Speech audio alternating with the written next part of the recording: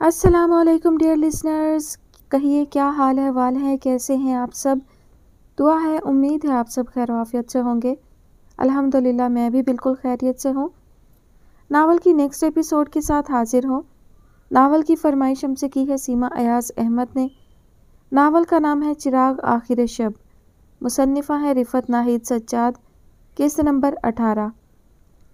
سفر ختم ہو گیا تھا۔ یہیں ٹھہرو، اس نے کسی کو مخاطب کیے بنا کہا۔ ہم ذرا گاؤں کی سیر کر کے واپس آتے ہیں۔ اندر کی مصنوعی خوشبو اور غیر معمولی خنکی سے تازہ ہوا میں نکلتے ہی اس نے گہرا سانس لیا۔ گوبر کی کھاد اور مردہ پتوں کی بانس میں رچا گاؤں دھوپ ابھی مکمل طور پر ڈھلی نہیں تھی، لیکن گھروں میں کام کاج شروع ہو گئے تھے۔ لکڑیوں اور اپلوں کے جلنے کی خوشبو پھیل کر بستی کی موجودگی کا پتہ دیتی تھی۔ صحنوں سے گاڑھا کثیف سرمئی دھواں آسمان کی طرف بلند ہو رہا تھا۔ پتہ نہیں ان گھروں میں کیا ہوتا ہوگا۔ کسی لینڈسکیپ کو پینٹنگ کی طرح دیکھنا اور اس کینوس کے اندر بس جانا تو مختلف ذہنی کیفیتیں ہیں۔ وہ وہیں کھڑے کھڑے بستی کا تعارف کروانے لگی۔ برگد کا یہ درخت 100 سال پرانا ہے۔ ایک مرتبہ باٹنی ڈپارٹمنٹ والے کوئی سروے کر رہے تھے 100 سالہ پرانے درختوں پر، تو اس کی چھال اتار کر لے گئے۔ یہاں ہمارے علاقے میں مشہور ہے کہ اس درخت پر جن رہتا ہے۔ اس کی حکومت صرف اسی درخت پر ہے، لہٰذا گاؤں والوں کے مطابق جب باٹنی ڈپارٹمنٹ اس کا چھلکا اتار کر لے کر چلے تو ابھی جی ٹی روڈ سے پار نہیں ہوئے تھے کہ ان کی گاڑی بند ہو گئی، اور تب تک نہیں چلی جب تک انہوں نے درخت کی چھال واپس بستی میں نہ رکھ دی۔ ایسے ایسے یہاں بہت قصے مشہور ہیں۔ اس پر ان کا ایمان بہت پختہ ہے۔ آپ نے یقین نہ کیا تو آپ بھی دائرہ اسلام سے خارج۔ وہ جن ایک دفعہ پروں والے گھوڑے کی شکل میں نظر آیا جو درخت کی سب سے اوپر والی نرم شاخوں پر بیٹھا تھا، جس پر طوطے بھی بیٹھیں تو لہرا جاتی ہے۔ برگد کے نیچے بیٹھی سخت ہاتھوں والی محنت کش عورت اپنی بیٹی کے بالوں سے جوئیں چنتی رہی۔ بیٹی کا باپ پاس بیٹھا سگریٹ کے سوٹے کھینچ رہا تھا۔ شوخ قسم کے کپڑوں والی ساس شلجموں کے ڈھیر سے گلے سڑے پتے الگ کرتی رہی۔ وہ ان کے پاس سے گزرے لیکن کنبہ اپنے اپنے مشاغل میں مصروف ان سے بے پرواہ زندگی کی گاڑی گھسیٹتا رہا۔ سلام صاحب، تم ٹھیک کہتی تھیں، لیکن گاؤں دیکھنے سے بھی گاؤں کی تاریخ سمجھ میں نہیں آتی۔ تم تو یہاں رہ کر بھی ان کو فاصلوں سے دیکھ رہی ہو۔ ترمراتے پتے پاؤں تلے روندتے اب وہ مسجد کے پاس سے گزر رہے تھے۔ یہ اس گاؤں کی مسجد ہے۔ اب اکرام کا خیال ہے وہ اس کو پکا کروا دیں گے۔ 2 کروڑ کا پروجیکٹ ہے۔ حال ہی میں ہمارے امام مسجد فوت ہو گئے ہیں۔ نئے امام کا بندوبست بھی کرنا ہے۔ پچھلے امام صاحب ریٹائرڈ سرکاری ملازم تھے، تنخواہ نہیں لیتے تھے، پینشن پر گزر بسر تھی۔ امام کے بیٹے کو ہی گاؤں میں اگلا امام بنایا جاتا ہے، لیکن ان کا بیٹا اتنا دیندار نہیں اور وہ گاؤں والوں کو بھڑکاتا بھی رہتا ہے۔ ایک مرتبہ اس نے محلے کے بچوں کے ساتھ مل کر ہمارے گھر پر پتھراؤ کیا، لیکن میں نے یہ سب سسرالی بزرگوں سے سنا ہے۔ حقیقت کیا ہے مجھے علم نہیں۔ کیونکہ مسجد کی 4 دیواری بہت زیادہ بلند نہیں تھی، اس لیے صحن کی پکی اینٹوں کا فرش اور اس پر بچھی چٹائیاں بآسانی دکھائی دے رہی تھی۔ بے گنبد بے مینار مسجد۔ اس سے پہلے اس گاؤں کا کوئی M N A M P A select نہیں ہوا۔ کبھی میرے فادر ان لا ناظم تھے، لیکن اب تو شہری حکومت ختم ہوئے مدت ہو گئی۔ شہریت، معاشیات، تاریخ، جغرافیہ گاؤں میں قدم قدم بکھرا پڑا تھا۔ بے ترتیب بنے گاؤں کے درمیان کیچڑ سے جوتے بچاتے وہ اب بستی کے رہائشی حصوں کی طرف سے گزر رہے تھے۔ کچے پکے، پختہ نیم پختہ، چکنی مٹی سے لپے پوتے، سیمنٹ کیے ہوئے یا محض اینٹ پر اینٹ کھڑی کر کے بنے گھروندے۔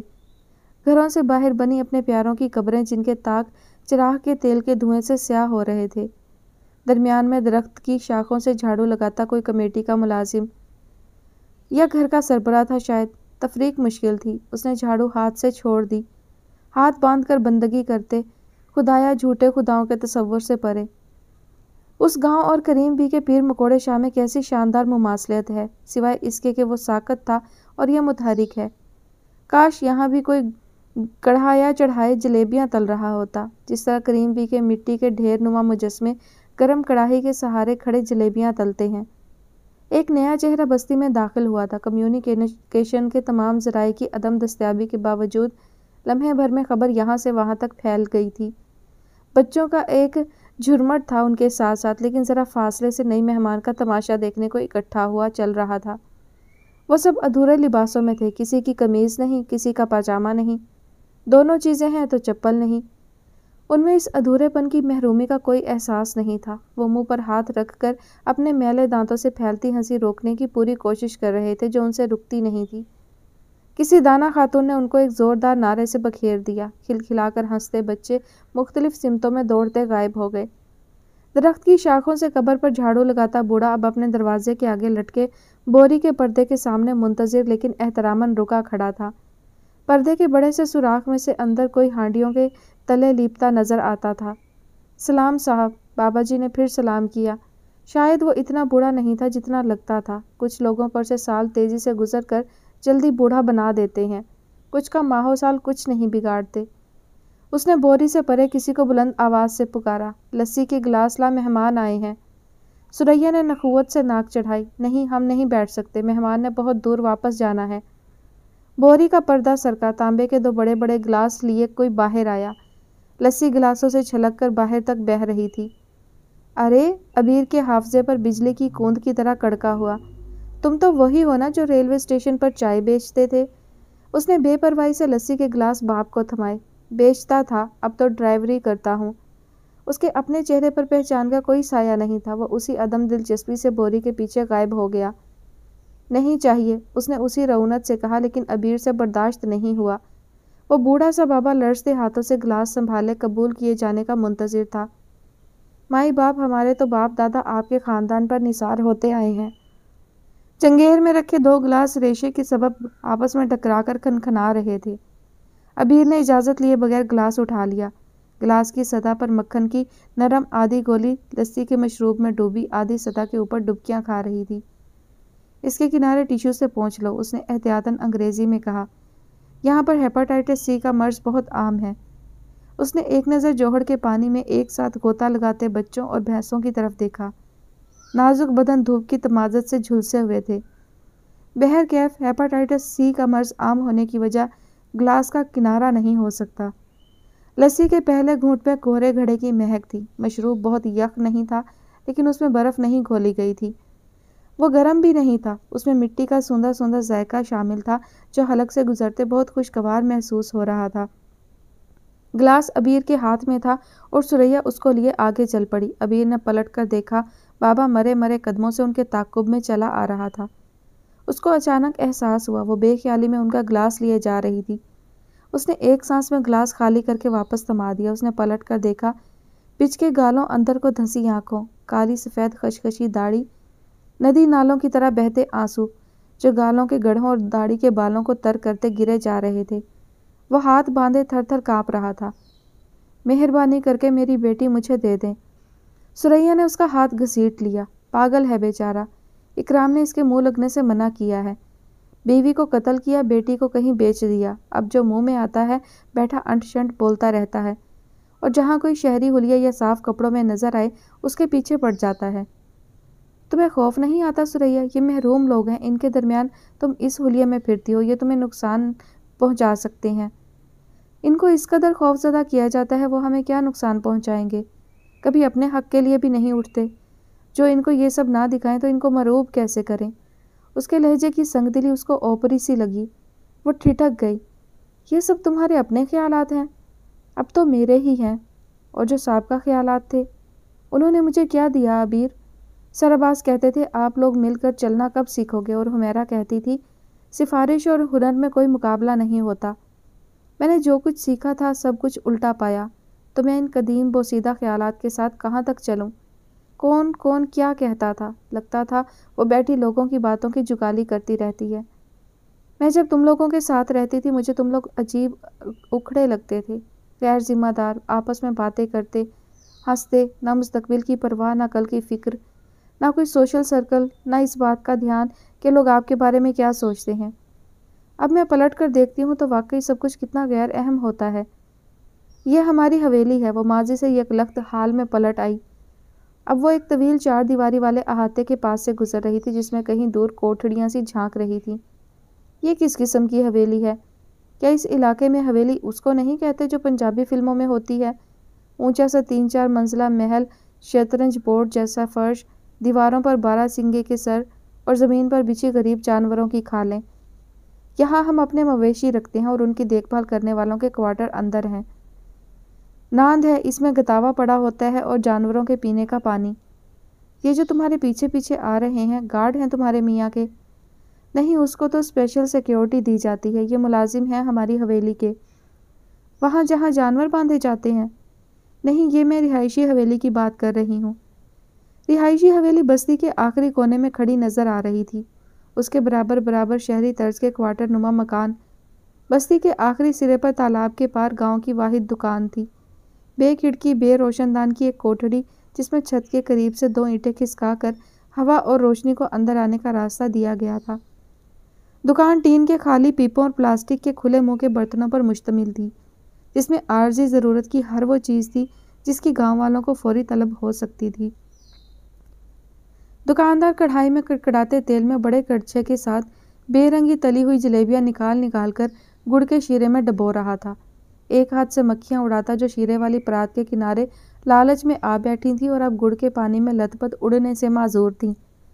उसने घर के अंदर कदम रखा और एक नए जहां में दाखिल हो गई। वो किसी स्टूडियो का सेट लगा हुआ था। उसके कदमों में मार्बल का झिलमिलाता फर्श था, जिस पर बाहर की धूल मिट्टी का शाइबा भी नहीं था, जैसे ज़मीन पर शतरंज की बड़ी सी बिसात बिछी थी।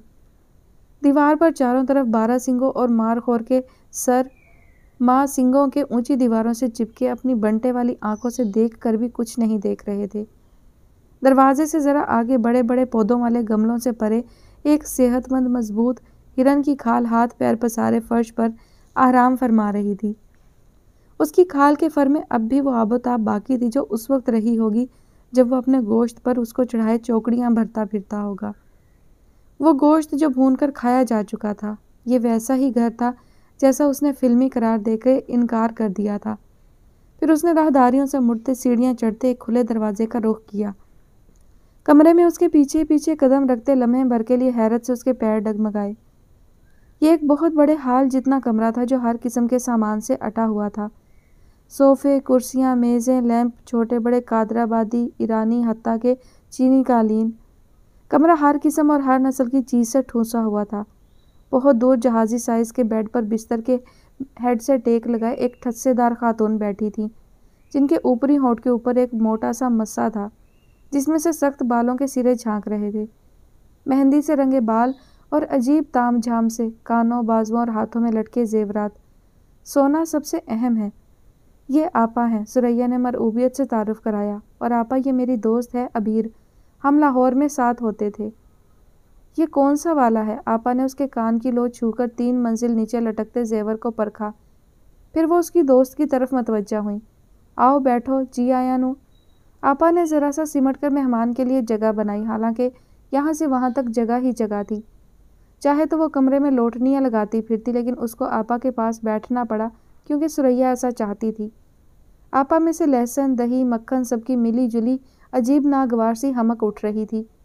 बैठने से पहले उसने देखा खिड़की के अकब से नज़र आती दरख्त की आखिरी फुनंग शीशे से ज़रा दूर थी। जनरेटर चलने की घड़घड़ में उसने एक उजड़ती नज़र डाली। बस्ती तारीकी में डूबी हुई थी। फिर वो आपा के पास चुपचाप बैठ गई। आपा का मोटापा था या सांस का मर्ज उनका सीना धोंकने की तरह चल रहा था। अपनी सहेली की ठीक से खातिर करना अबीर की समझ में नहीं आया, लेकिन सुरैया ने पैगाम फ़ौरन डिकोड कर लिया था। यानी अब आप तशरीफ़ ले जा सकती हैं। वो इस तरह खड़ी हुई जैसे कुछ देर और ठहरी तो वो पत्थर की हो जाएगी। अबीर उसके पीछे पीछे इस तेज़ी से कि कहीं वो उसे आपा के पास छोड़कर तो नहीं चली जाती। खाना लगा दो, उसने किसी को मुखातिब किए बगैर उसी रौनक भरे लहजे में कहा। ड्राइवर से कहना हम खाते ही निकल जाएंगे। वो अंदर जितनी दम बखूद और घुटी घुटी बैठी थी, कमरे से बाहर आ जाने पर जैसे उसका तनतना वापस आ गया था। ये आपा कौन है? तुम्हारी नंद है या जेठानी? सुरैया ने हाल खिड़की की मेहराब में जड़े तिकोनी शक्ल के रंग बिरंगे शीशों की तरफ देखते बेतवज्जही से कहा, मेरी सोकन है। उसका लहजा बेहद पुरसकून और ठहरा हुआ था। इकराम की पहली बीवी, घर की असल मालिक। जगह बेजगह बिखरे कालीनों में अबीर का पैर उलझा, उसे ठोकर लगी। वो गिरते गिरते बची, लेकिन सुरैया मतवज्जा नहीं थी। हम अलग अलग हुक्मरान हैं। लाहौर हों तो मलकियत मेरी, इख्तियार मेरा, मैं बीवी हूँ। गांव आए तो आपा का हुक्म चलता है, इस फ़र्क के साथ कि गांव आना मेरे फ़राइज़ मनसबी में शामिल है اور آپا شہر نہیں آتی اس لیے ان پر حکمرانی کی میری خواہش پوری نہیں ہو سکی۔ انٹرنیشنل ٹور پر سرکاری وفد میں بیوی کی حیثیت رکھتی ہوں، جہاں پبلک ریلیشننگ ہو وہاں میں ہوں۔ کلب میں ساتھ جاتی ہوں، جب کوئی ڈیلیگیشن آتا ہے تو ان کی بیویوں سے انگریزی بولنے کو میں ہوں۔ تم سمجھ رہی ہو نا، سرکاری بیوی۔ تو اگر سرکار ہی نہ رہی تو سرکاری بیوی کیا کرے گی؟ ابیر کو پتہ بھی نہیں چلا اس کے منہ سے یہ دل آزار فکرہ کیوں پھسلا تھا جس نے سریا کا رنگ اڑا دیا۔ وہ جواب دینے کی زحمت سے محفوظ رہی، کھانا لگنے کی اطلاع آ گئی تھی۔ پتہ نہیں وہ اس شدت کے اصرار سے اس کو یہاں کیا دکھانے لائی تھی، اپنے سکھ یا اپنے دکھ، لیکن اس کے چہرے سے نہ دکھ چھلکتا تھا اور نہ سکھ۔ کتنی دیر ابیر اپنی پلیٹ میں پڑی چیزوں کو کانٹے سے ادھر ادھر سرکاتی الجھتی رہی۔ اس نے تنگ آ کر کانٹا رکھ دیا اور نیپکن کا گولا بنا کر میز پر پھینک دیا۔ یہ سب کیا ہے سریا؟ اس نے جھنجھلا کر پوچھا تھا۔ اس سارے قصے میں کیا ملا تمہیں؟ وہ لمبے لمبے دعوے، بڑی بڑی باتیں، پرفارمنگ آرٹ کی تمہاری ڈگری، کیا پایا یہاں؟ یہ کاروبار ہے، اس نے نہایت اطمینان سے اس کی آنکھوں کی طرف دیکھتے کہا۔ وہ جیسے جمال بھائی کہتے تھے نا ابیر بی بی، یہ کاروبار ہے۔ میرے والد کی ساکھ تباہ ہو گئی تھی۔ اوجڑی کیمپ اور افغان وار کے بعد جو کچھ ہاتھ لگا وہ اللے تللے بھی ختم ہو گئے، سو میرے فادر ان لا نے پاپا کو مرکز میں ٹکٹ دلوایا۔ الیکشن تو ہار گئے تھے، لیکن پھر اس شادی کے بعد ضمنی انتخابات میں انہیں جتوا کے وزارت مل گئی۔ اب یوں ہمارے پاس 3 سیٹیں ہیں، 2 مرکز میں اور 1 صوبے میں، تینوں مختلف پارٹیوں کے ٹکٹ پر۔ سرکار بدل گئی تو ہم بھی وفاداری بدل لیں گے، ہمارا نام لوٹا ہو، بالٹی یا مگ، وزارت بہرکیف ہماری ہے اور ہمیں کسی کی پرواہ نہیں، کیونکہ کبھی کسی نے ہم سے یہ بھی نہیں پوچھا کہ وہ جو سیٹ خالی کروانی تھی وہ اڑتی گولی صرف اسی کے سر میں کیوں لگی تھی۔ لیکن اس سے تمہیں کیا فائدہ ہوا سریا؟ مجھے اپنا فائدہ بتاؤ۔ مجھے کیا فرق پڑا؟ مجھے اور کرنا بھی کیا تھا؟ کوئی اور تو مجھے میرے پاپا کی شرطوں پر قبول کرنے کو تیار بھی نہیں تھا، پھر کوئی فیصلہ تو کرنا تھا۔ تم خوش ہو سریا؟ اس کی سمجھ میں نہیں آیا کہ اس سوال کی کوئی تک بھی بنتی تھی۔ عورت کے لیے ذاتی خوشی بالکل غیر اہم ہے، وہ باپ کے گھر ہو، بھائی کے، شوہر کے یا اپنے بیٹے کے۔ ہم سمجھتے ہیں اس کا فرض خوشیاں تقسیم کرنا ہے، مانگنا اس کا حق نہیں۔ تم خوش ہو سریا؟ اس کی آواز قدرے تیز اور جھنجھلائی ہوئی تھی۔ نہیں، اس نے کہا۔ عجیب جگہ ہے یہ دنیا بھی، یہاں محض سمجھوتے ہوتے ہیں، شادیاں نہیں ہوتی۔ مجھے اس سے فرق ہی کیا پڑتا ہے؟ اس نے ناک سکیڑی۔ مجھے تو آخرکار سمجھوتا ہی کرنا تھا، سوچا چلو بابا کی قیمت پر کر لوں۔ تم ہمیں نہیں جانتی، ہمیں بہت سی آزادیاں حاصل ہیں، پڑھنے کی، دوست بنانے کی، اپنی مرضی سے کہیں آنے جانے کی، لیکن شادی ایک بزنس ہے۔ مالی نقصان اس میں برداشت نہیں کیا جاتا، سٹیٹس بھی داؤ پر نہیں لگایا جاتا، اس کے سوا آپ سب کچھ ہار سکتے ہیں۔ کچھ عرصہ پہلے یہی بات تقریباً انہی لفظوں میں ابا نے بھی کہی تھی تمہارے بارے میں۔ ہاں، وہ بہت دور تک دیکھ لیتے ہیں، ماضی میں بھی مستقبل میں بھی۔ اتنا پڑھا اور اتنا پڑھایا، اتنا لکھا، اتنا درس دیا، لیکن فائدہ؟ تبدیلی تو وہ ہم میں سے کسی کی زندگی میں نہیں لا سکے۔ لمحے بھر کو ابیر کو اذیت سی ہوئی، تو گویا ابا سریا کے بھی مجرم تھے۔ وہ ہم سب کو یا کم از کم ان کو اپنا مجرم سمجھتی ضرور تھی۔ وہ کس کس کے مجرم تھے آخر؟ نعیم ملک کے، سریا کے، قوم کے، سر عباس بنام اسٹیٹ؟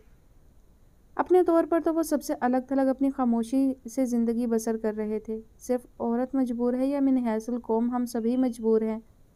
عورت کی مجبوری تو شکست کا بڑا گھسا پٹا نام ہے۔ ہماری جون آف آرک کے زمانے میں شاید عورت مجبور تھی، اب بہرکیف نہیں ہے۔ میرا خیال ہے اب تو مجھے گھر چھوڑنے کی بات کرو، اماں کا میسج آیا ہے، وہ تمہارے ساتھ میرے یوں اٹھ کر چلے آنے پر فکر مند ہو رہی ہیں۔ اس نے بڑی رغبت سے کھاتے لمحے بھر کے لیے آنکھیں ابیر کی طرف اٹھائیں۔ یوں اٹھ کر آنے پر فکر مند ہیں یا میرے ساتھ آنے پر؟ تم تنویر کی طرح وہمی ہوتی جا رہی ہو سریا۔ اس کو سمجھداری اور عقل مندی کے اتنے ایوارڈ ملے کہ اسے یقین ہو گیا کہ وہ جو کچھ کرتی ہے درست کرتی ہے، اس لیے اس کو گمان ہی نہیں تھا کہ کوئی غلط فیصلہ بھی اس سے ہو سکتا ہے۔ اس نے اپنی من مانی کی اور دکھ اٹھائے۔ تم نے ہتھیار ڈال دیے اور ویسا ہی دکھ اٹھایا۔ ہتھیار تم دونوں نے ڈالے تھے، ایک نے فیوڈل کی خاطر، دوسرے نے مڈل کلاسیے کی مانند۔ یاد رکھو سریا، یہ چھوٹے چھوٹے وہم کس وقت دیوانگی کی طرف لے جاتے ہیں اندازہ بھی نہیں ہو پاتا۔ اب چلا جائے؟ ایک بات کہوں؟ اس نے بھاپ اٹھتی تندوری روٹی کا تھوڑا سا ٹکڑا توڑا۔ کبھی خود کو اس دیوانگی میں ڈبو کر دیکھو جیسے میں یہ نوالا شوربے میں تر کرتی ہوں۔ دانش کی زندگی تو گزار لی، میں نے اور تنویر نے تمہارے بقول سچ یہ ہے کہ ہم سب سے غلط فیصلے ہوئے یا کروائے گئے، لیکن تم ذرا دیر کو اس پاسبان عقل کو چھوڑ کر تو دیکھو، تم خود ہر وقت کیا غلط ہے اور کیا درست ہے کہ چکر میں گھن چکر بنی ہوئی ہو۔ اپنے پر سے ایک لمحے کے لیے پہرے ہٹاؤ، شاید اندر سے کچھ اچھا نکل آئے۔ اندر سے کیا اچھا نکلے گا؟ اس نے بے توجہی سے پوچھا۔ فاروق احمد۔ دیواروں پر آویزاں سینگ، فرش پر بچھی کھال، کانچ کا جھولتا ہوا فانوس، زمین آسمان لمحے بھر کے لیے اسے لگا سب اس پر اوندھے منہ آ گرے ہیں اور کرچی کرچی ہو کر اسے لہو لہان کیے دے رہے ہیں۔ کتنی دیر وہ سناٹے میں رہی، لیکن وہ اس کو زخم دیے جانے سے بے نیاز اطمینان سے کہہ رہی تھی۔ اسی ناپائی کی برتھ ڈے پر جب رضا ایک اجنبی شخص کو اندر لیے آیا تو تم کچن میں جمال بھائی کی چائے گرم کرنے گئی ہوئی تھی۔ وہ میری اس شخص سے پہلی اور آخری ملاقات تھی۔ ہم یوں سرے راہ اکثر لوگوں سے ملتے ہیں، وہ ہم پر اپنا نشان نہیں چھوڑتے اور اصولاً ہمیں انہیں بھول جانا چاہیے، لیکن میرے اندر کسی نے کہا اس کا یہاں آنا محض ایک اتفاق نہیں، اور کتنی عجیب بات ہے، اس ایک کے بعد کتنی ہی مرتبہ اس کا ذکر میرے راستے میں آیا، حالانکہ نہ وہ شاہ رخ تھا نہ شاہدہ آفریدی۔ وہ کچھ دیر کو چپ رہی، پھر اس نے جب میری ایمبیشنز پوچھے، ان دنوں میں خاصی بے وقوف ہوتی تھی، میری معراج ہی ایک آرٹ فلم تھی، اس نے پوچھا تھا بس، یا اس سے اوپر کچھ اور بھی ہے؟ تب میں نے پہلی دفعہ اس کو غور سے دیکھا۔ اسے کیسے اندازہ ہوا کہ یہ کسی خواہش کی انتہا نہیں ہو سکتی، شاید خواہشوں کی انتہا ہوتی ہی نہیں۔ جب سوال جواب کی باری تمہاری آئی تو تم بے نیازی سے ٹرالی گھسیٹ کر کچن کی طرف جا رہی تھی۔ یہ دوسرا اتفاق تھا کہ وہ پھر میری نظروں کے فوکس میں تھا۔ میں نے اس کے چہرے کو خشک مٹی کی طرح تڑک کر ٹوٹتے دیکھا۔ وہ گستاخ نہیں تھا کہ تمہارے چہرے کی طرف دیکھتا، لیکن اس کی نظریں تمہارے اٹھتے اور لہجہ لہجہ دور ہوتے قدموں کے تعاقب میں ساتھ ساتھ زمین پر رینگ رہی تھی۔ اس کی نظروں میں مایوسی اور دکھ کی ایک انتہا دکھائی دیتی تھی۔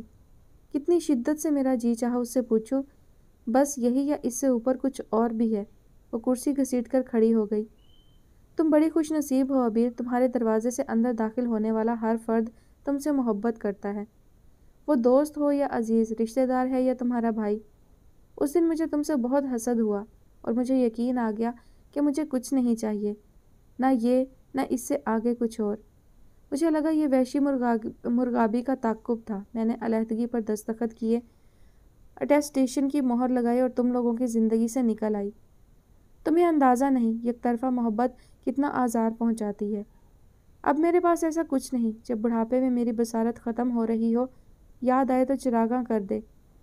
چلو ڈرائیور سے کہتی ہوں تمہیں چھوڑ دے گا۔ آج میں کتنا بولی ہوں عبیر، لگتا ہے اب بول بول کر ہلکی پھلکی ہو گئی ہوں۔ اتنا عرصہ ہوا، کسی اپنے کی تو کیا، میں اپنی آواز سننے کو بھی ترس گئی تھی۔ اس بات کا افسوس رہے گا کہ میرے ہسبینڈ سے تمہاری ملاقات نہیں ہو سکی۔ میں کسی دن لاؤں گی اس کو تم سے ملوانے۔ وہ گھر سے باہر نکلے، بستی ان کے قدموں میں بچھی ہوئی تھی، یا شاید نشیب میں ہونے کی وجہ سے ایسا محسوس ہو رہی تھی۔ ہوا ٹھہری ہوئی تھی، کھیت، درخت، پودے سب اپنی جگہ جیسے دم بخود تھے۔ کہیں دور کھیتوں میں چیری کی فصل کے اوپر جگنو ایک جھرمٹ میں ٹمٹما رہے تھے، کبھی جلتے تھے کبھی بجھ جاتے۔ بچپن میں لارنس گارڈن میں جگنوؤں کا ایسا ہی میلہ لگتا تھا۔ پھر پتہ نہیں کیا ہوا، جگنو بھی ڈائنوسارز کی طرح انکا ہو گئے، یا شاید نقل مکانی کر کے اس بستی میں آ کے آباد ہوئے۔ دور کنویں کی منڈیر پر دھوئیں سے پیلی ہوئی چمنی والی لالٹین میں چرخی اور ڈول کھینچتی اس عورت کا طویل سایہ بڑی بھیانک شکل بنا رہا تھا۔ کھیتوں میں دیے جانے والے پانی کی خاموش سرسراہٹ اور نزدیک بہتی کسی کی کلکل۔ کنویں اور کھیتوں سے پرے بستی پر رات اتر رہی تھی، رات جس کے شر سے پناہ مانگی گئی ہے۔ دیہات کے دن اور رات ایک دوسرے سے بالکل مختلف تھے۔ دن سورج کی روشنی میں دمکتا اور دھوپ کی حدت سے جھلستا ہوا، لیکن رات گھور اندھیری، نہ لمبے لمبے لیمپ پوسٹ، نہ بجلی کے کھمبے، نہ کمپنیوں کے چمکتے اشتہار۔ دور سے نظر آتی جی ٹی روڈ پر رواں ٹریفک کی بھاگتی بتیوں کو دیکھ کر لگتا تھا دنیا ابھی آباد ہے۔ یہ زمانہ قبل از مسیح نہیں۔ چھوٹے چھوٹے کمروں اور بڑے بڑے صحنوں والے گھروں کی چھتوں پر اندھیرے میں چار پائیوں پر بیٹھے یا لیٹے لوگ ہاتھ کی پنکھیاں جھل رہے تھے۔ منظر کہیں بھی واضح نہیں تھے، سب کچھ سایوں کی طرح ڈول رہا تھا۔ یہ مختصر سے کمروں کی چھت تھی، اس سے کہیں مختصر جتنا سریا کا کمرہ تھا، اور سریا کا اپنا کمرہ اس سے کمتر جسامت کا جتنا آپا کا تھا۔ گھروں کے بھی پروٹوکول ہیں، بڑے افسروں کی بڑی میز، بڑی بیگم کا بڑا کمرہ، بڑے لوگ، بڑی باتیں۔ بستی کے تقریباً سبھی گھروں کا حلیہ ایک جیسا تھا۔ ایک ایک دو دو کمرے جن کے دروازے براہ راست صحن میں کھلتے تھے۔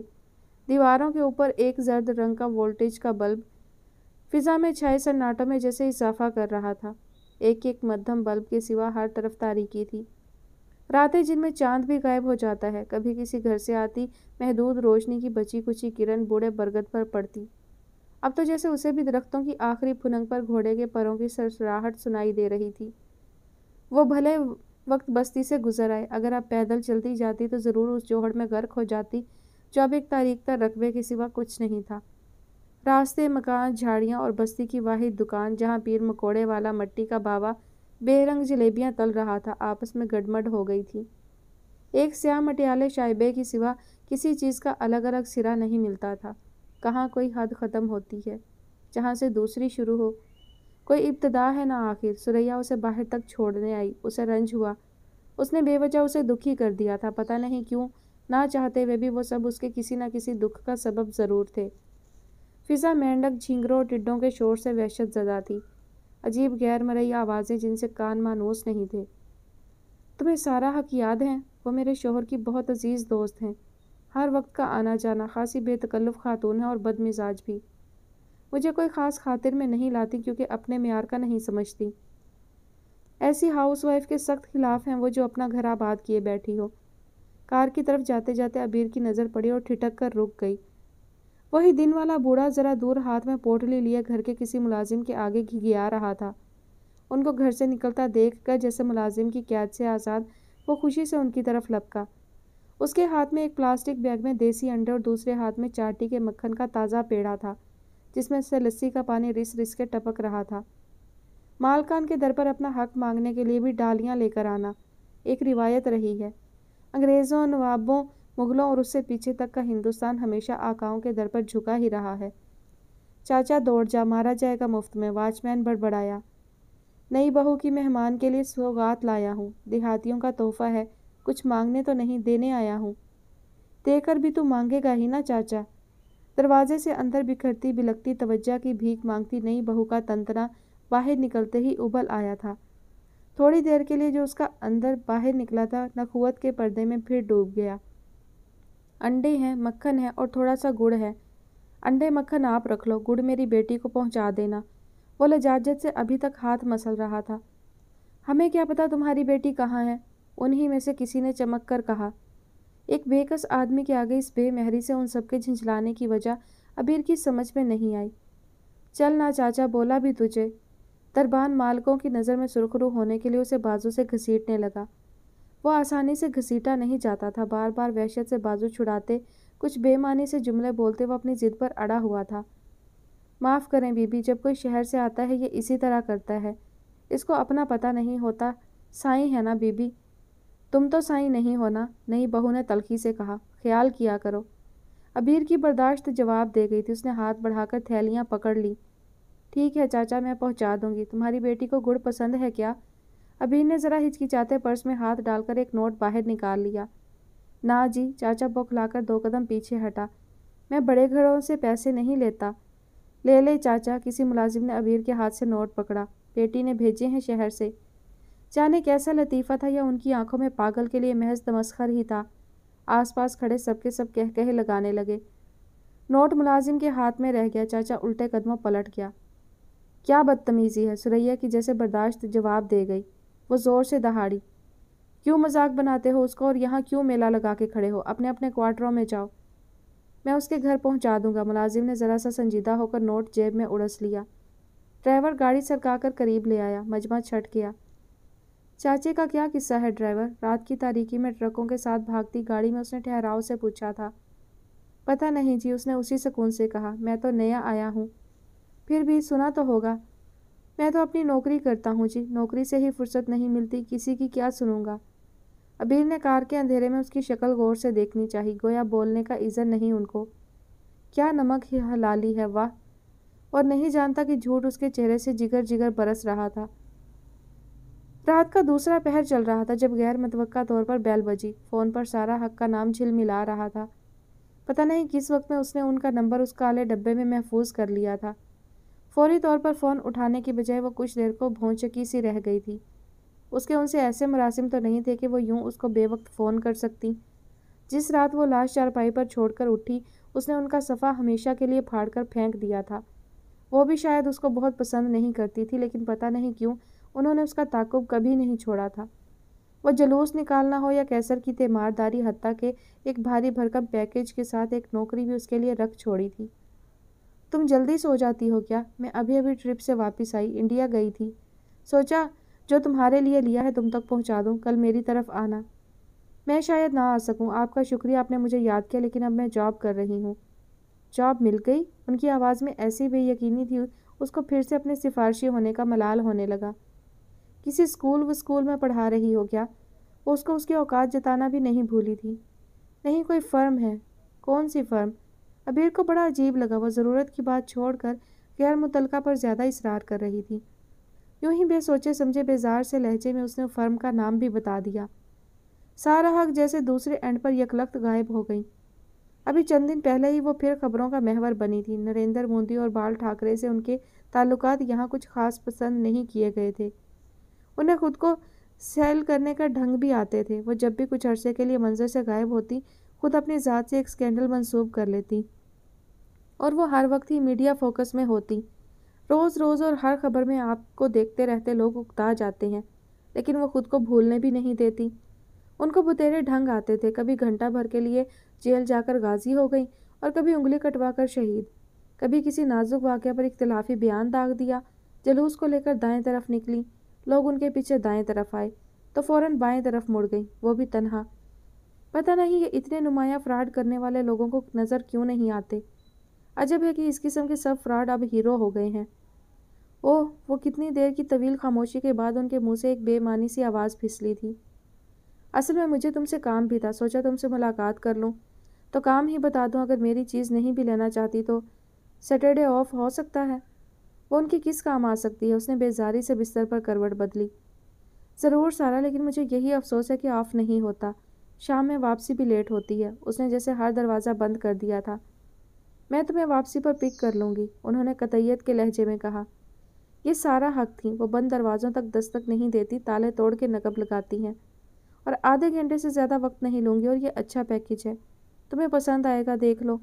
میں نے تو اس لیے رات گئے تمہیں فون کیا کہ ٹائم لیمٹ کیس ہے، ایمرجنسی ہے، چلو کل ملتے ہیں۔ اس یقین سے انہوں نے فون رکھا جیسے دونوں طرف کے معاملات کا فیصلہ انہی کا حق تھا اور کوئی اختلاف بھی نہیں تھا۔ وہ یوں ہی بستر پر اٹھ کر بیٹھ گئی۔ واقعی اس کی گنتی بھی اچھی نہیں تھی اور اسے بالکل یاد نہیں آیا زندگی میں کل کتنی دفعہ ان سے ملی تھی، 3 یا 4، اور کیا وہ ایسا کوئی استحقاق بھی رکھتی تھی، اور اس کو کوئی خاص پسند بھی نہیں کرتی تھی۔ اتفاق ہی تھا کہ اس کے سب دوست ان کے بھی دوست تھے، حالانکہ انہوں نے یاری بھی نہیں نبھائی کسی سے، اور یاد کیا تو کسے جس نے انہیں کبھی اوتار کا درجہ نہیں دیا تھا۔ جب آفس سے چھٹی کے وقت وہ اپنی ایک کولیگ کے ہمراہ شٹل سروس اسٹیشن کی طرف مڑنے لگی اور قطعی بھول چکی تھی کہ اس کی طرف سے کوئی وعدہ خود بخود لے لیا گیا تھا، تو اس کے راستے میں ایک عظیم الشان گاڑی حائل ہو گئی۔ وہ سرے سے بھول ہی گئی تھی کہ سارا حق واقعی اس کے راستے کا روڑا ثابت ہوں گی۔ غیر متوقع طور پر گاڑی بھی وہ خود چلا رہی تھی۔ اس سے پہلے اس کی کولیگ کی نظر ان پر پڑی۔ ارے یہ تو وہی ہیں، مشہور خاتون، میں ان کا بہت احترام کرتی ہوں، پاکستان ایسے ہی 2-4 لوگوں کے دم سے قائم ہے۔ وہ مرعوبیت کی قائل تھی، جو چھوٹی اسکرین پر آ جائے وہی ہیرو۔ وہ دروازہ کھول کر مسکراتی نکلی، اس اطمینان کے ساتھ کہ اب اس کے پاس فرار کا کوئی راستہ نہیں تھا۔ مجھے ہمیشہ سے خیال تھا دفتر کی ان سیڑھیوں پر ایک دن تم مجھے ضرور ملو گی۔ وہ کیا شعر ہے، خاک اور خمیر والا۔ مجھے شعر یاد نہیں رہتے، وہ الڑ لڑکیوں کی طرح کھلکھلا کر ہنسی۔ اطمینان سے اپنی سیٹ پر واپس بیٹھتے انہوں نے اس کی کولیگ کے مؤدبانہ سلام کی طرف توجہ بھی نہیں دی تھی۔ جواب دینا تو درکنار، وہ اس کے وجود سے ہی بے خبر تھی۔ رات ایسا لگا مجھے تم جیسے اوائڈ کر رہی ہو، کیا یہ میری فیلنگ صحیح ہے؟ ایسا کچھ نہیں ہے۔ وہ خجل سی ہو گئی، کبھی کبھی واقعی اس کے ریئیکشنز ماتھے پر خوش خط لکھے نظر آتے ہیں، تھوڑی سی لگی لپٹی بھی معلوم نہیں کیوں اس سے رکھی نہیں جاتی۔ اصل میں جاب کے بعد سے میں نے باقی سب مصروفیات تقریباً چھوڑ ہی دی ہیں، 9 to 5 کام ہے۔ یہ تو تم نے مخصوص خود غرض فرد کی سی بات کی، ساتھ کو قوم پر ترجیح تو نہیں دی جا سکتی۔ اگر تمہارے مسئلے حل ہو گئے ہیں تو اس کا مطلب ساری قوم کے مسئلے حل ہو گئے۔ وہ اپنے آپ میں شرمندہ ہو گئی، یہ بھی بھول گئی کہ انڈیا میں بیٹھ کر اسی قوم کے لیے انہوں نے کیا بیان دیا تھا۔ گریبان میں مائک اٹکا کر اپنے ملک کے بارے میں کیسی کیسی شرمناک باتیں دنیا کو نہیں پہنچائی تھی۔ اب کس چابک دستی سے الزام کا بوجھ اس پر ڈال دیا تھا؟ وہ بھی خود کو اس وزن تلے دبتا محسوس کر رہی تھی۔ وہ اس اکھاڑے کی پرانی پہلوان تھی۔ مخاطب کو پٹخ دینے میں انہیں کمال حاصل تھا۔ سوری، اس نے خفت سے کہا، میں کچھ گھریلو مسائل میں الجھ گئی تھی، آپ بتائیے۔ یاد رکھو، ہمیں اپنے ذاتی مسائل سے نکل کر ہی حل نکالنا ہوتا ہے، خود کو الجھنوں سے آزاد کرو۔ انہوں نے نہر پر بھاگتے سروس روڈ کا ٹرن لے کر گاڑی ایک درخت کی چھاؤں تلے روک لی تھی۔ یہ ایک پبلیکیشن ہے میرے پاس، اس میں کچھ گڑبڑ ہے۔ انہوں نے پچھلی سیٹ سے اپنا بریف کیس کھولتے ٹائپ کاغذوں کا ایک تھیلا باہر نکالا۔ کار سیاہ سلاخوں والے دیو ہیکل گیٹ سے ذرا آگے رکی کھڑی تھی۔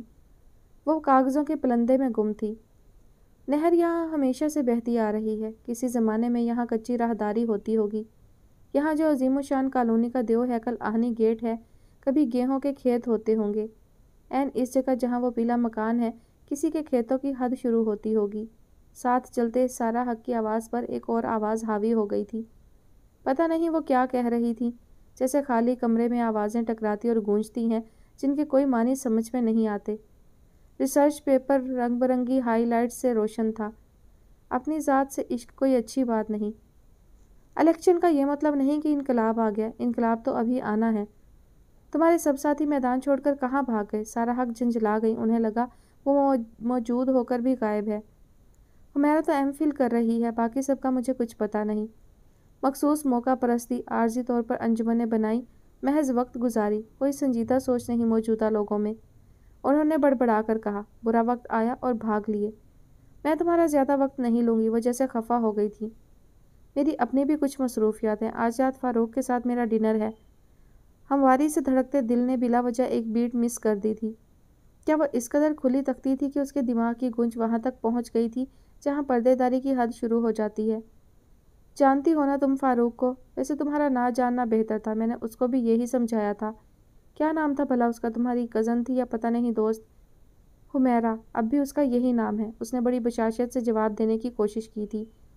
ہاں جو بھی۔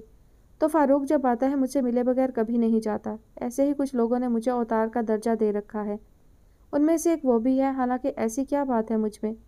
اس نے اچھڑتی سی نظر ان کے چہرے پر ڈالی۔ انہوں نے خود بھی اوتار کا درجہ دے رکھا تھا۔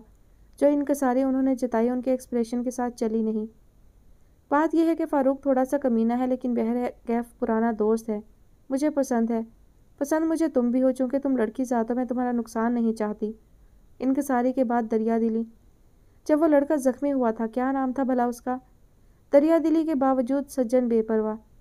تو مجھے لگا وہ تمہارے ساتھ کچھ ٹھیک نہیں کر رہا۔ فیکٹری کے مالک کا بیٹا خود کچھ بھی نہ کرتا ہو تو بھی شہزادہ ہوتا ہے، بلکہ سب خوشحال لوگ عموماً ایسے ہی ہوتے ہیں۔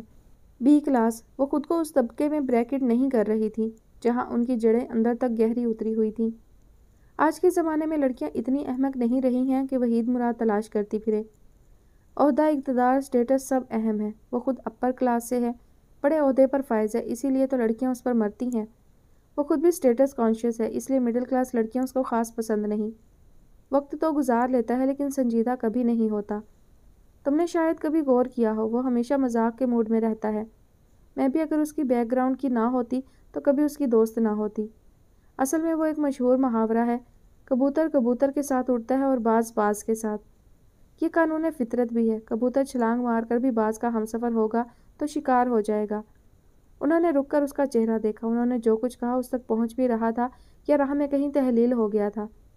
لیکن سارا حق، آپ نے یہاں مجھے کسی اور کام سے بلوایا تھا، کسی ایمرجنسی کا ذکر بھی کیا تھا۔ مجھے کسی کی ذاتی زندگی سے کیا سروکار ہو سکتا ہے؟ اسے خود بھی لگا جتنی لاپرواہی اس نے دکھانے کی کوشش کی تھی اس میں اس کی آنکھیں اس کا ساتھ دیتی نظر نہیں آ رہی تھیں، اور سارا حق کے چہرے پر کامیابی کی ایک لہر گزری۔ او ہاں، وہ یوں چونکی جیسے اتفاق سے ہی موضوع سے ہٹ گئی ہوں۔ تمہیں دوبارہ تحریک کا ساتھ دینا چاہیے، ملک کو ایک بار پھر تمہاری ضرورت ہے۔ الیکشن، جمہوری حکومت، عدلیہ بحالی، سب کا سب پولیٹیکل سٹنٹ ہے اور ہمیں اس فراڈ سے نجات حاصل کرنا ہے۔ پہلے وہ اس حکومت کا ساتھ دے کر اسے اقتدار میں لائیں، سلے میں ان ڈالروں میں تنخواہ پائی جو لوگوں کو روپوں میں بھی نصیب نہیں ہوتی، اور کار میں بند شیشوں میں بیٹھ کر اسی حکومت کو الٹنے کے لیے پھر اس کا استعمال چاہتی ہیں۔ اور فراڈ سے نجات، کون جانے کہاں کہاں اور کون کون فراڈ نہیں۔ فی الحال تو میرے لیے نوکری بہت اہم ہے، اور میری یہ جاب آزادی نسواں کا کوئی روسٹرم نہیں۔ گھر کا بجٹ چلانے کے لیے ہم سب کو اپنا اپنا حصہ ڈالنا پڑتا ہے۔ ان کو اس کی صاف گوئی ہضم نہیں ہوئی۔ یہی تو کیا اس حکومت نے لوگوں کو روٹی کمانے کے جھنجھٹوں میں ڈال کر ہر طرف سے بے فکر کر دیا۔ ہمارا پیٹ بھرتا ہے تو پہلا خیال حکومت ہٹانے کا ہی آتا ہے۔ نہ یہ پیٹ بھرے گا، نہ کوئی ان پر ہاتھ ڈالے گا۔ گھر کا بجٹ ہی چلانا ہو تو جیسا کہ تم نے خود کہا تو ہمارے فرنٹ پر زیادہ آسودگی والی پے ہے۔ اب بھی کہتی ہوں میرے ساتھ کام کرو۔ اس نے جواب دینے کی بجائے کھڑکی سے باہر نہر کے دونوں طرف بھاگتی ٹریفک پر نظریں جما دی۔ آہنی گیٹ تھوڑی دیر کو کھلا اور کسی کار کے اندر جانے کے بعد پھر بند ہو گیا۔ اس نے اپنی توجہ سارا حق سے ہٹانے کی اختیاری کوشش کی۔ جی ضرور، اگر کبھی ضرورت ہوئی تو ہمیشہ یاد رکھوں گی کہ آپ نے مجھے آفر دی تھی۔ ایک بات اور، انہوں نے لفظ چبا کر ڈرامائی سا وقفہ دیا۔ تمہارے آفس میں ایک آدمی اکبر نام کا بھی ہے، ذرا اس سے محتاط رہنا۔ وہ بہت خطرناک آدمی ہے، میرے ساتھ کام کرتا تھا لیکن میں نے اس پہ بھروسہ کبھی نہیں کیا۔ پھر کچھ ایسا ہوا کہ مجھے اسے نکالنا پڑا۔ میں تمہیں یہ بھی نہ بتاتی اگر مجھے اندازہ نہ ہوتا کہ تم لوگوں پر بڑی جلدی اعتبار کر لیتی ہو۔ میں تمہارا نقصان نہیں چاہتی۔ کتنی دیر گاڑی میں سکتا رہا اور اس سکتے کو توڑنے میں پہل بھی سارا حق نہیں کی۔ دیکھو کسی دن تمہاری اپنے کسی کزن وزن سے شادی ہو جائے گی، اس سے زیادہ ہماری لڑکیوں کی پرواز بھی نہیں۔ میں نے فاروق سے کہا تھا تمہیں بدنام نہ کرے۔ ہسپتال کے سامنے ایک نیم اندھیرے بینچ پر بیٹھے تم دونوں کو سب نے ہی دیکھا تھا۔ عبیر مسکرا دی، وہ جانتی تھی اس موضوع سے وہ اس کو آسانی سے فرار ہونے نہیں دیں گی۔ مگر میں نے سوچا یہ عارضی فیز ہے، ختم ہو جائے گا، اور جب اس نے مجھے بتایا کہ اپنے فادر کی فرم میں اس نے تمہیں جاب دلوا دی ہے تو مجھے پریشانی سی ہوئی۔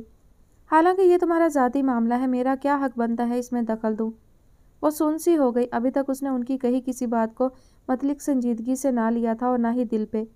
جاب دلوانا تو کوئی ایسی بات بھی نہیں، لیکن سارا حق کہاں کی کھری تھی کہ ان کو اس راز میں شامل کیا جانا لازم تھا۔ پہلی مرتبہ اس نے اپنے آپ کو ان کے سامنے بہت چھوٹا محسوس کیا۔ چلیے آپ فکر مند مت ہوئیے، کھولتے ہوئے وجود پر اس نے سکون کے چھینٹے ڈالنے کی کوشش کی تھی۔ مجھے گھر سے بھاگنا پڑا تو آپ ہی کے دارالامان میں آؤں گی۔ انہوں نے اچانک پلٹ کر اس کی طرف دیکھا۔ تمہیں برا لگا؟ اسے ان کا لہجہ بھی سمجھ نہیں آیا، وہ خدشوں کا اظہار کر رہی تھی یا خواہش کا؟ وہ باوجود خواہش کے اس سے کچھ نہیں اگلوا سکی تھی۔ ان کے بڑبڑاتے ہونٹوں سے عبیر کو بالکل ٹھیک اندازہ ہوا تھا۔ چالاک لڑکی۔ میں تمہیں گھر تک ڈراپ کر دوں یا رکشہ کر لو گی؟ بیزاری سے تیوری چڑھائے وہ اس سے قطعی لا تعلق ہو چکی تھی۔ وہ ہسپتال کے سامنے بہت سے رکشہ کھڑے تو ہیں۔ اس نے ایک نظر ان کی طرف پلٹ کر دیکھا۔ میں رکشہ لے لوں گی۔ کوئی ضروری نہیں کہ واپسی کا سفر اس سڑک سے ہمیشہ ہی دشوار ہوتا ہو، اور شاید آپ کو کوئی کام بھی نہیں تھا، لیکن آپ نے جو کچھ کہا میں نے سب گراہ میں باندھ لیا ہے۔ شاید یہ کام تو تھا آپ کو۔ کیوں میں اپنی اپنی ٹرے تھامے چونٹیوں کی طرح قطار بنائے لوگوں میں وہ بھی شامل تھا۔ لنچ آور کی روز کی اس ڈرل میں اس کو مزہ بھی آتا تھا۔ وہ شیشوں میں بند رنگ برنگے کھانوں کے پاس سے گزرتی، ان کے نام پڑھتی جاتی۔ پالک پنیر، فرائی دال، چکن مسالہ، ایگ فرائیڈ رائس۔ لو جی، یہ بھی کوئی کمبینیشن ہوا۔ اس نے کوفت سے سوچا، حالانکہ کوفت کی وجہ شاید یہ نہیں کوئی اور کمبینیشن تھا۔ ڈائننگ ہال کھچا کھچ بھرا ہوا تھا، دیوار پر اٹکا ٹی وی بھی صرف اسی وقفے میں چلایا جاتا تھا۔ بہت سے ورکر اسکرین والی دیوار کو نیم دائرے کی شکل میں گھیرے تشویش میں مبتلا تھے۔ کسی اور جگہ بم بلاسٹ ہوا تھا۔ اب تک کتنے دھماکے ہوئے اور کتنا بے گناہ خون زمین میں جذب ہوا، حساب کتاب دھندلا جاتا ہے۔ فسادی چینل تیز تیز آواز میں زوم ان زوم آؤٹ کا ڈرامہ کھیل رہا تھا۔ اینکر دھماکے کی اطلاع چڑھے ہوئے سانس اور بے ربط لفظوں سے دے رہا تھا، جیسے بڑی دور سے بھاگتا آیا تھا۔ حکومت کی تبدیلی کے بعد لوگوں میں آس بندھی تھی، شاید یہ حملے بند ہو جائیں، دھماکے ختم ہو جائیں گے، شیر بکری ایک گھاٹ پانی پئیں گے اور لوگ ہنسی خوشی رہا کریں گے۔ لیکن قصہ جاری تھا اور آخری لائن کہیں دور دور تک نظر نہیں آتی تھی۔ دکھی چہرے ان حالات پر ناراضی کا اظہار کرتے، کڑتے جلتے چہرے، مایوسی سے پاکستان کے دن گنتے چہرے۔ اس کے ارد گرد ان گنت چہرے تھے، بے شمار روپ تھے، یا شاید ایک ہی چہرہ تھا جو بار بار روپ بدل کر آتا تھا۔ اس کی ٹرے میں کھانے کی پلیٹیں رکھی گئی تھیں۔ اس نے ایک چچلتی نظر مجمع پر کسی خالی جگہ کی تلاش میں دوڑائی۔ اکبر اعظم دور ایک کونے میں اپنے مخصوص انداز میں کھانا سامنے رکھے مگر کھانے سے بے نیاز خلاؤں میں نابود تھے۔ اس کو اپنی طرف آتا دیکھ کر مسکرائے، ایسی موہوم سی مسکراہٹ جس پر مسکراہٹ کا بس شبہ ہی ہوتا تھا، اور یوں ہی کہیں دور غائب رہے۔ آپ کھانا نہیں کھا رہے؟ اس نے ان کی پلیٹ میں جھانکا۔ اچھا نہیں ہے کیا؟ میں تو بنیادی طور پر پینڈو آدمی ہوں، ذائقہ اتنا اہم نہیں، کھانا ہو اور پلیٹ بھر کر ہو۔ اصل میں ابھی ایک چہرے نے میری بھوک غائب کر دی۔ تو آپ بھی چہروں سے چھپ کر بیٹھے ہیں؟ कोई चेहरा धमाके में दिखाया गया है। ये अजीब लोग हैं, इनको मना भी किया गया है कि डेड बॉडीज मत दिखाया करो।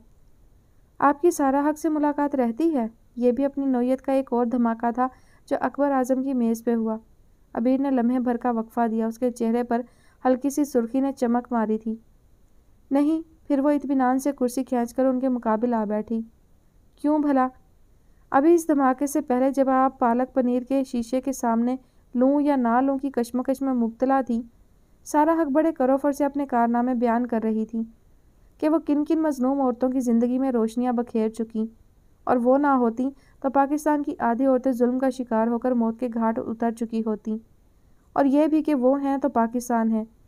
इस खुदकश बमबार ने ऐसा नावक्त चुना, उनका आधा जुमला अभी मुंह में था कि उसने उनकी सारी शेखी किरकिरी कर दी। चैनल उन्हें भूलकर उस बमबार के पीछे लग गया।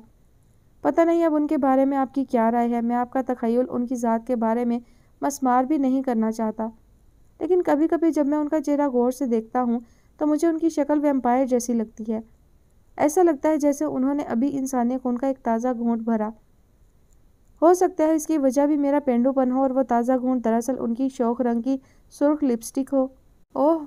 उसने चम्मच भरकर जो चावल उठाए थे वैसे ही प्लेट में वापस डाल दिए। मुझे भी ज़िंदगी में एक दफ़ा हूबहू यूं ही महसूस हुआ था, और मैंने भी शक का फ़ायदा उनके लाउड मेकअप को ही दिया था। इसका मतलब उनके बारे में हमारे नज़रियात में कोई बुनियादी फ़र्क नहीं, और मैं अपनी बात आसानी से कह सकता हूँ। आपको ऐसा नहीं लगता वो भी एक अच्छी भली खुदकश बमबार हैं? फ़र्क इतना है कि बड़ी चालाक बमबार हैं। वो उस धमाके में लोगों का खून कर देती हैं, लेकिन खुद साफ बच निकलती हैं।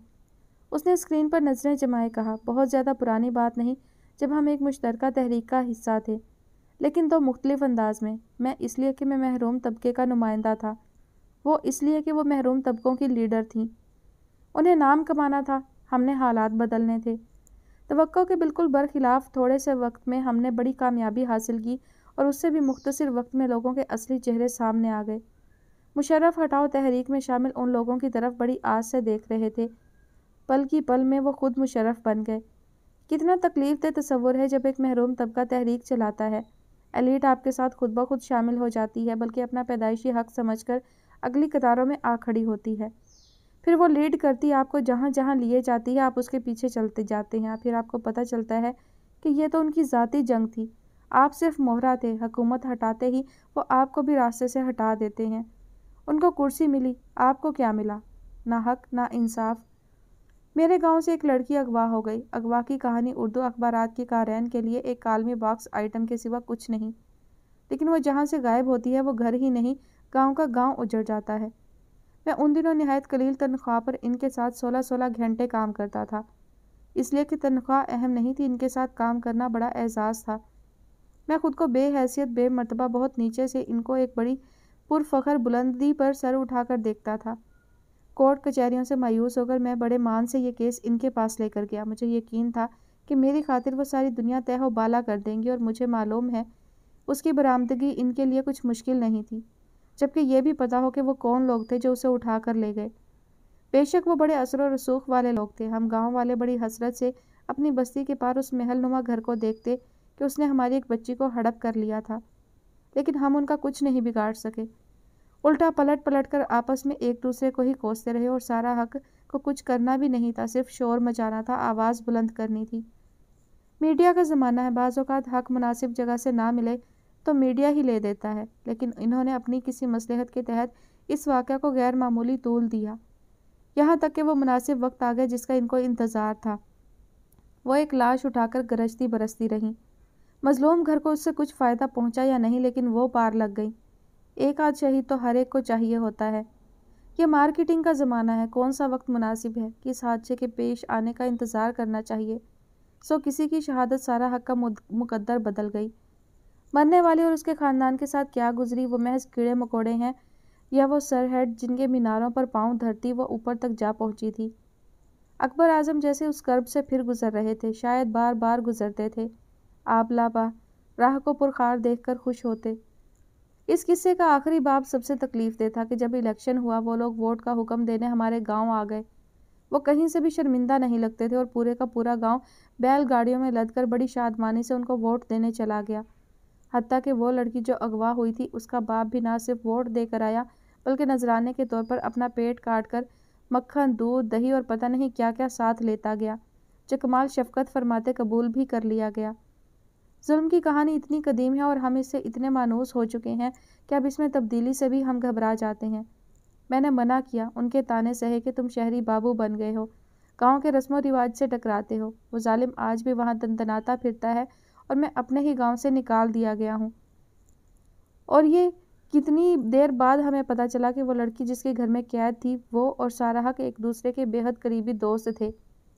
جب وہ ہم سے اس کو جلدی ڈھونڈ نکالنے کا وعدہ کرتی تھی تو اس مظلوم لڑکی کو روز وہاں دیکھتی بھی تھی اور اس پر ہونے والے ظلم کی واحد چشمدید گواہ بھی۔ اس کا کھانا سامنے رکھا ٹھنڈا ہو چکا تھا۔ بہت دیر تک صرف عبیر ہی سے نظریں چرا کر اس نے حال میں ہر طرف دیکھتے جیسے یہ قصہ بیان کیا تھا، پھر جیسے اس کی نظریں اس کے چہرے پر جم گئیں۔ میں نہیں جانتا آپ نے مجھ سے جھوٹ کیوں بولا، مگر میں نے خود آپ کو ان کی کار میں بیٹھ کر آفس سے جاتے دیکھا تھا۔ کسی وجہ کے بغیر وہ مجرموں کی صف میں آ کھڑی ہوئی۔ کیا جواب دے؟ گڑبڑا سی گئی۔ کسی باقاعدہ منصوبے کے تحت اس نے جھوٹ نہیں بولا تھا، یوں ہی بات مختصر کرنے کے لیے نادانستگی میں غلط بیانی ضرور کی تھی۔ ہاں، وہ کل آئی تھیں ایک مدت بعد۔ میں خود بھی نہیں سمجھ پائی دراصل وہ مجھ سے کہنا کیا چاہتی تھیں۔ وہ کوئی کام بے سبب نہیں کرتی، اگر وہ آپ سے ملنے آئی اور کوئی وجہ بھی نہیں تھی تو میں فکر مند ہو گیا ہوں کہ وجہ ہوگی۔ جب تک علم میں آئے گی وقت ہمارے ہاتھ سے پھسل چکا ہوگا۔ وہ ایسی ہی ماہر نشانہ باز ہیں۔ میرا خیال ہے وہ مجھے 2-3 لوگوں سے بدظن کرنے آئی تھی، ان 2-3 میں ایک آپ بھی تھے۔ شاید کہیں کوئی تیر ٹھیک بیٹھا بھی، وہ خوامخواہ دل گرفتہ سی ہوئی۔ چھوڑو مغل اعظم، مجھے کیا نقصان پہنچا سکتی ہیں وہ؟ نہ، ان کی ایک ملاقات بھی کسی کو نقصان پہنچائے بغیر مکمل نہیں ہوتی، اور جب وہ تواتر سے کہتی ہیں میں تمہیں نقصان پہنچتا نہیں دیکھنا چاہتی تو گنتی رہو، اتنی ہی مرتبہ وہ تمہیں نقصان پہنچا کر دم لیں گی۔ تمہارا تجربہ نہیں، لیکن دنیا میں ایسے اتنے لوگ ہیں کہ آپ چاہو بھی تو ان کی گنتی نہیں کر سکتے۔ کوئی بات نہیں مغل اعظم، اس ملاقات کا انجام کوئی بہت بڑا دکھ نہیں، ایک ہلکی سی ٹیس ہے، فکر نہیں کرو، وقت کے ساتھ ساتھ جاتی رہے گی۔ ٹیس جاتی رہے گی یا بدگمانی جاتی رہے گی؟ عبیر کے چہرے پر ایک طویل مسکراہٹ بکھری، لیکن شاید اس کے پاس ابھی اس کا جواب موجود نہیں تھا۔ دیکھو لڑکی، میرا حق تو بنتا نہیں کہ تمہیں نصیحت کروں، لیکن جن جن لوگوں سے انہوں نے تمہیں بدگمان کیا، ذرا اس لسٹ پر ایک نظر ضرور ڈالنا، اس پر بھی غور کرنا اس لسٹ میں صرف یہی نام کس نیت سے شامل کیے گئے ہیں۔ وہ بغیر جواب لیے اٹھا، لمحے بھر کو رکا، حالانکہ نام تو انہیں یاد ہی نہیں رہتا، اور پلٹ کر دیکھے بنا نصف دائرہ بنائے ٹی وی کے سامنے کھڑے ناظرین میں جا شامل ہوا۔ معلوم ہوتا ہے آپ بہت دنوں سے ایم ڈی کی طرف نہیں گئی، پروین وسایا رکھائی سے تار کھینچ کر بلائنڈز کا رخ موڑتی کمرہ روشن کرتے ہوئے بولی۔ وہ پچھلے کچھ دنوں سے آفس نہیں آئے تھے، شاید اسی لیے آپ کو پتہ نہیں چلا کہ وہ بیمار رہے ہیں۔ سورج کی روشنی سیدھی سیدھی لکیروں کی شکل میں فرش پر پڑی چمک رہی تھی۔ عبیر نے فرش کو تکتے ذرا سا سر بلند کیا، اس سر میں جس کا بوجھ اسے اٹھائے نہیں اٹھتا تھا۔ کیا ہوا تھا انہیں؟ وہ بیٹھتے بیٹھتے رک سی گئی۔ کیا ہوا تھا؟ یہ تو مجھے نہیں معلوم، میں کون سا حکیم ہوں۔ اب تو ٹھیک ہے نا وہ؟ اب خود جا کر کیوں نہیں پوچھ لیتی؟ پتہ نہیں، وہ مصروف ہوں شاید، تمہارا تو جانا بنتا ہے، تم ڈیوٹی پر ہو، میں جاؤں تو ہو سکتا ہے وہ ڈسٹرب ہوں۔ مت جائیے، اس نے رکھائی سے کہا، چائے 10 بجے لیں گی یا 11؟ تم پلیز ان کی طرف جاؤ گی تو ان سے پوچھو، اگر انہیں فرصت ہو تو میں ان سے مل لوں۔ واقعی وہ کچھ دن سے ہر طرف سے لاپرواہ رہی تھی، کتنی دفعہ اس کا جی چاہا تھا وہ یہاں سے چلی جائے، غائب ہو جائے، کہیں چھپ جائے، اور جب آنکھیں بند کرتی سارا حق چھم سے اس کی آنکھوں میں اتر آتی، سونے کی کوشش کرتی تو ان کے جملے ہتھوڑے کی طرح ٹھک ٹھک کرتے اس کے کانوں سے ٹکرا کر سماعت کو زخمی کیے دیتے تھے۔ فرار کی کوئی راہ بھی ہے؟ اس وقت وہ کوئی کام نہیں کر رہے۔ وہ روٹ کر چلی گئی، لیکن شاید زیادہ دیر خفا نہیں رہ سکی۔ عادتاً ہی مشینی لہجے میں پیغام دے کر وہ پلٹ رہی تھی کہ ٹھٹک گئی۔ ایسا کیا تھا بھلا عبیر عباس کی پلکوں کے پیچھے، آنکھوں کی پتلیوں پر تیرتے پانی کی مہین تہ میں؟ وہ جاتے جاتے پلٹ آئی۔ میں تو سمجھی تھی آنسو صرف ہماری آنکھوں میں آتے ہیں اور ہم ہی کو حکم ہے کہ ان کو پی جائیں۔ وہ بے رحمی سے اس کے سامنے جم گئی۔ کس بات پر روتے ہیں آپ لوگ؟ کوئی غمگین فلم دیکھ کر یا ڈرامے میں کسی کی موت پر؟ دردناک کہانی پڑھ کر؟ یہ جو دکھاوے کے دکھ ہوتے ہیں نا جی، اصلی زندگی میں بالکل بے حیثیت ہوتے ہیں۔ اگر وہ اتنی ہی ظالم ہو گئی تھی تو کیا ضرورت تھی ان آنسوؤں کی پردہ داری کی؟ عبیر نے پروین وسایا کی سی بے رحمی سے سوچا۔ جو پتلیوں پر تیر رہے تھے اس نے ان کو پلکوں سے ٹپکنے بھی دیا۔ اور بھی دکھ ہوتے ہیں پروین، ان قصے کہانیوں کے علاوہ۔ بے جرم سزا پانے کے دکھ، بھروسہ ٹوٹ جانے کے دکھ۔ کسی کو آپ طاق پر رکھ کر عقیدت سے پوچھتے ہیں اور دیکھتے دیکھتے وہ بت نیچے آ گرتا ہے۔ اور یہ اتنی سی عمر میں تم نے اتنی بڑی بڑی باتیں کہاں سے سیکھ لی ہیں؟ اتنی سی عمر؟ وہ بے ساختہ ہنس پڑی۔ میری عمر تو حادثات کے حساب سے بدلتی رہتی ہے۔ ایک مرتبہ عدالت میں سرٹیفکیٹ پیش کیا گیا کہ میں بالغ ہوں اور اپنی منمانی سے فیصلے کرتی ہوں۔ دوسری مرتبہ ثابت کیا گیا یہ کمپنی مجھے ملازم رکھ کے قانون کے خلاف نابالغ بچوں سے مشقت لے رہی ہے۔ وہ کیا کہتے ہیں؟ Child labour. اور سیکھنے کا کیا ہے؟ کچھ بڑے بڑے حادثوں سے سیکھا، کچھ آپ جیسے لوگوں کے ساتھ رہ کر۔ ہماری طرف ویسے بھی لوگ پیدا ہی بڑے ہوتے ہیں، گاؤں میں بچپن کوئی چیز نہیں ہوتا۔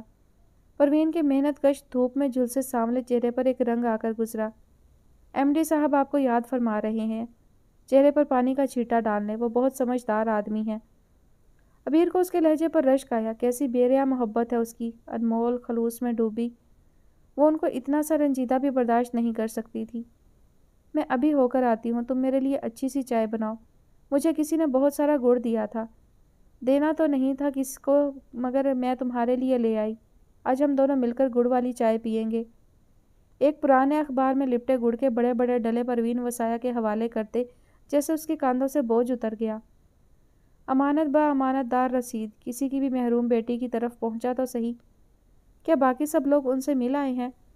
انہوں نے سب کو نہیں، آپ کو یاد فرمایا ہے۔ کوئی فائل لے کر جانی ہے؟ فائل کا تو کوئی ذکر نہیں تھا، اب تو بلائے بھی بہت دیر ہو چکی ہے۔ آفس کا منکش دروازہ بند تھا، جگمگاتی ناپ گھما کر وہ بے دھڑک اندر داخل ہو جانے کی جرت کو اس نے بمشکل روکا۔ اخلاقیات بہرکیف اسے پروین وسایا سے ہی سیکھنی پڑیں گی۔ اس نے دروازہ کھٹکھٹایا، اندر سے آتی کہکہی کی آواز میں اس کی تھپ تھپ ڈوب کر رہ گئی تھی۔ اس کا جی چاہا پلٹ جائے، فارغ تو وہ نہیں تھے بہرکیف، اکیلے بیٹھ کر کوئی کہکہے نہیں لگاتا۔ وہ پلٹ ہی رہی تھی کہ دروازہ کھل گیا۔ توقع کے بالکل برعکس وہ اس کے مقابل تھا، وہ جس نے سفارش کی اور دشمنوں میں ڈھنڈورا پیٹتا پھرا۔ اب جو اس کا انگ انگ مسرت سے جگمگا اٹھا تھا، معلوم نہیں کیا سوچتا ہوگا۔ وہ شاید اس کی آنکھوں سے اس کا سراغ پا نہیں سکتی۔ اس نے آنکھیں جھکا لیں، پسپا ہو کر یا شکست کھا کر یا یوں ہی۔ ان آنکھوں کا سامنا عبیر کے لیے کبھی آسان کام نہیں رہا تھا۔ کیا ہوا؟ اس نے حیرت سے اس کا چہرہ دیکھتے پوچھا۔ سب کچھ تو صاف لفظوں میں لکھا تھا، طوطے اور فال کو کیا کمال دکھانا باقی تھا؟ کچھ نہیں، اس نے بہادری سے مسکراتے کہا۔ کسی ورکر نے بتایا ایم ڈی صاحب کی طبیعت خراب تھی اور انہوں نے شاید بلایا تھا مجھے۔ کسی وجہ کے بغیر اس کا لہجہ غیر ضروری مؤدبانہ تھا۔ میں نے سوچا خیریت دریافت کر لوں۔ اس انداز گفتگو میں آپ ذرا اپنے ایم ڈی سے بات کر کے دیکھیے، میری گردن تو ویسے بھی کٹ رہی ہے۔ کون ہے فاروق؟ انہوں نے اندر سے ذرا بلند آواز سے استفسار کیا تھا۔ آپ کی کوئی کلیگ ہیں، اپنے ایم ڈی کی خیریت دریافت کرنا چاہتی ہیں۔ اس نے کمرے کی طرف گردن گھماتے معمولی لگی لپٹی بھی نہیں رکھی تھی۔ عبیر ہے کیا؟ اندر آ جاؤ بیٹا۔ اس نے راستے سے ہٹ کر خاموشی سے اس کے اندر آنے کی جگہ دی۔ عبیر کمرے کے وسط میں کھڑی ہراساں سی دکھائی دیتی تھی۔ آپ کی طبیعت ٹھیک ہے؟ اس سے قبل کہ وار خود اس پر ہوتا اس نے جلد از جلد معاملہ نمٹانے کی تھی۔ بیٹھو تو صحیح، ایسا لگتا ہے میں نے کہہ دیا ٹھیک ہے تو الٹے قدموں پلٹ جاؤ گی۔ تم دونوں کے مراسم کچھ خراب لگ رہے ہیں۔ وہ جملے کے نصف آخر سے اپنے بیٹے سے مخاطب ہو گئے تھے۔ ہم دونوں کے مراسم تو روز اول سے خراب تھے، آج تو ان کے مراسم آپ سے بھی اچھے نہیں لگ رہے۔ تم ہم دونوں کے بیچ بی جمالو مت بنو۔ انہوں نے اپنے چہرے پر سنجیدگی مسلط کر لی، جس میں زبردستی شامل کیے گئے مصنوعی پن کی چھاپ صاف جھلک رہی تھی۔ ایسی بات نہیں، وہ کرسی پر بیٹھ کر سکون سے بولی۔ یقیناً اپنا تمسخر بنوانا کوئی کارنامہ نہ ہوتا۔ اصل میں اپنے فادر کی طرف سے پریشان تھی۔ کیا ہوا ان کو؟ ایم ڈی کے ہاتھ میں تھامی کافی کی پیالی لرزی تھی۔ ان کی رنگت خوف سے زرد تھی۔ تمام تر سنجیدگی لپیٹ کر ایک طرف رکھتے اس کا جواب وصول کیے بغیر اسی بے چینی سے انہوں نے اپنی گردن دوسری سمت موڑ لی تھی۔ کیا ہوا ان کو؟ یہ سوال کرتے ان کے لہجے میں سختی آ گئی تھی، جیسے جو کچھ ہوا اس کی ذمہ داری انہی کے بیٹے پر عائد ہوتی تھی۔ عبیر کو اس گورکھ دھندے نے الجھا سا دیا تھا۔ معاملہ اس کے باپ کا تھا اور جواب دہی وہ اپنے بیٹے سے چاہتے تھے۔ کیا ہوا ان کو؟ کوئی جواب وصول کیے بغیر ان کی آواز گلے میں رند گئی تھی۔ توقع کے بالکل برعکس فاروق نے سر اٹھایا، گویا جواب دہی کی ذمہ داری از خود اس پر آ گئی تھی۔ غصہ تو وہی پرانا ہے، البتہ اس میں ان کا کردار نیا ہے، اس لیے ہراساں ہو رہی ہیں۔ بابا کی پیشانی اثر نو شکن آلود ہوئی۔ کتنا اچھا ہوتا اگر تم اپنی ان جملے بازیوں کو تھوڑی دیر کے لیے بھول جاتے۔ جیسے مشین کا بٹن بند کیا جاتا ہے، وہ ایک موڈ سے سوئچ ہو کر فوراً دوسرے میں داخل ہو گیا۔ شاید ایام جاہلیت سے ابھی تک ٹھیک سے نکل نہیں پائے ہم۔ نسلوں تک دشمنیاں نبھانے کا رواج باقی ہے۔ مجھے معلوم ہوا تھا کہ ایجنسیاں ابھی تک ان کے پیچھے تھیں، کبھی اس بہانے کبھی اس بہانے۔ اور اب کیا بہانہ ہے؟ انہوں نے بےتابی سے پوچھا تھا۔ نعیم ملک صاحب کو بیک وقت را اور CIA کی حمایت حاصل رہی ہے۔ شاید اس طرح سرا باز کے گرد دائرہ تنگ کرنے میں وہ کامیاب رہ سکتے ہیں۔ ایک وقت میں جب ایک فون کال پر ڈھیر ہونے والا ڈکٹیٹر اپنے لوگوں کو تاش کے پتوں کی طرح بانٹ رہا تھا، پروفیسر عباس ان کو مطلوب نہیں تھے، ورنہ وہ پہنچا دیے جاتے۔ ہاں، البتہ وہ اس لسٹ میں تھے جن کو تنبیہ کی جاتی ہے، اور اس تنبیہ کا رنگ یہ ہوتا ہے کہ بندے بن جاؤ، ورنہ اس ورنہ کے بعد جو خالی نکات ہیں ان میں کچھ بھی ہو سکتا ہے۔ فی الحال ان نقطوں پر نعیم ملک کھڑا ہے، وہ ان کا ایک ادنا پتلا ہے۔ ان کے کام نہ آیا تو کسی ٹرک کے نیچے آ کر کچلا جائے گا۔